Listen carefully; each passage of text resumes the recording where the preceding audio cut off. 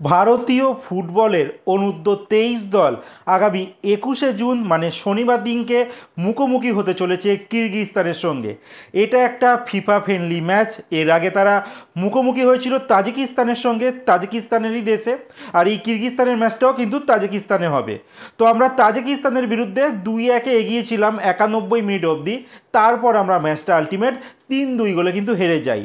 আর এই ম্যাচে কিন্তু জঘন্য পারফরমেন্স করে আয়ুষ ছেত্রী, এফসি গোয়ার খেলোয়াড়। এই খেলোয়াড়টিকে দেখেছিলাম মানেলো মার্কুয়েজ, তিনি কিন্তু আমাদের সিনিয়র দলেও কিন্তু এই খেলোয়াড়টিকে রেখেছিল।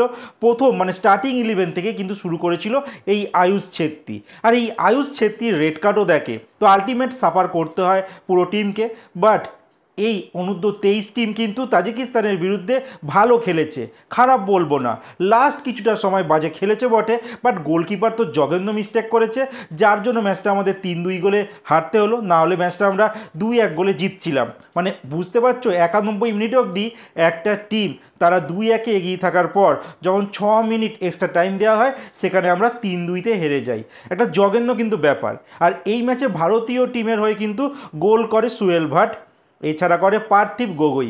একটা ভালো সাইন, যেখানে আমরা সিনিয়র দলকে দেখতে পাচ্ছিলাম গোলই করতে পারছে না। যেমন বাংলাদেশের সঙ্গে, হংকংয়ের বিরুদ্ধে, এছাড়া থাইল্যান্ডের বিরুদ্ধে গোলই তারা করতে পারছে না। সেখানে কমসে কম এই আন্ডার-23 যে টিম আছে তারা তো গোল তো করছে। তো এই ম্যাচগুলো হওয়ার পর মানে এই যে কিরগিজস্তান আর তাজিকিস্তানের ম্যাচ হয়ে গেছে, এই ফিফা ফ্রেন্ডলি ম্যাচের পর আমাদের অনূর্ধ্ব-23 টিম কিন্তু খেলতে চলেছে এএফসি এশিয়ান কাপ কোয়ালিফায়ার, যেখানে ভারতের গ্রুপে রয়েছে বাহরিন, কাতার আর ব্রুনেই। যথেষ্ট একটা শক্ত গ্রুপে পড়েছে ভারতীয় ফুটবল দল, যেখানে এখনও অবধি ভারতীয় অনূর্ধ্ব-23 যে টিম আছে তারা এএফসি এশিয়ান কাপের অনূর্ধ্ব-23 যে টুর্নামেন্টটা হয় আমরা কিন্তু কোনো দিনও কোয়ালিফাই করতে পারিনি, মানে মূল পর্বে। যেখানে আমরা প্রথম ম্যাচ খেলবো বাহরিনের সঙ্গে 1 সেপ্টেম্বর।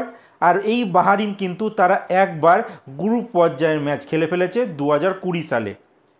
এর যে পরের টিমটার কথা বলবো সেটা হচ্ছে কাতার। কাতার কিন্তু এই টুর্নামেন্টের আগে 2013 থেকে খেলছে, তারপর 16 থেকে তারা 24 অবধি খেলছে। লাস্ট ইয়ারও কিন্তু তারা কোয়ার্টার ফাইনালে গিয়েছিল, মানে 2024-এর। এছাড়া কাতার দল তারা 2016 সালে 4th হয়েছিল এই টুর্নামেন্টের, আর 2018 সালে তারা কিন্তু 3য় স্থান পেয়েছিল। মানে একটা ভালো টিম এই কাতার ফুটবল। তো তারা কিন্তু আমাদের গ্রুপেই পড়ে গেছে। এরপর যে চতুর্থ যে টিমটার কথা বলবো, যেই টিমটাকে এই গ্রুপে সব থেকে কমজোর টিম হিসেবে বলা হচ্ছে, সেটা হচ্ছে ব্রুনেই।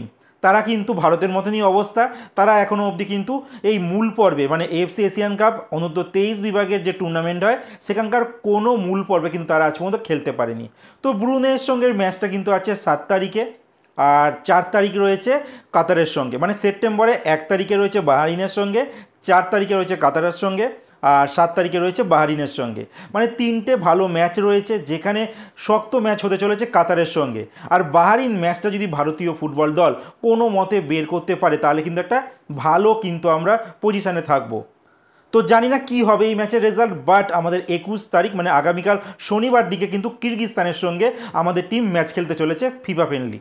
আর এই ম্যাচটা কোথায় দেখানো হবে সেইটা কিন্তু এখনও অবধি এআইএফএফের তরফ থেকে জানানো হয়নি। লাস্ট ম্যাচটা তোমরা দেখেছিলে তাজিকিস্তানের সঙ্গে, ম্যাচটা একটা ইউটিউব চ্যানেলে দেখানো হয়েছে, সেটা হচ্ছে তাজিকিস্তানেরই ফুটবল একটা ইউটিউব চ্যানেল, সেখানে দেখানো হয়েছে। আর কিরগিজস্তানের ম্যাচটাও হয়তো সেই চ্যানেলেই দেখানো হবে। যদি কোনো আপডেট থাকে লেটেস্ট, তাহলে কিন্তু আমি আমাদের ফেসবুক আর ইউটিউব পেজে কিন্তু আমি পোস্ট করে তোমাদের জানিয়ে দেবো, যারা তোমরা এই কিরগিজস্তান ভার্সেস ইন্ডিয়ার মধ্যে ফিফা ফ্রেন্ডলি ম্যাচটা তোমরা দেখতে চাইছো। এবার ভিডিও শেষে এসে তোমাদের কাছে জানতে চাইবো যে এই কিরগিজস্তান ভার্সেস ইন্ডিয়ার অনূর্ধ্ব-23-এর যে ম্যাচটি আগামী হতে চলেছে 21 তারিখ শনিবার দিনকে, এই ম্যাচটি কে জিতবে তোমরা কমেন্টে একদম কিন্তু জানাতে ভুলবে না।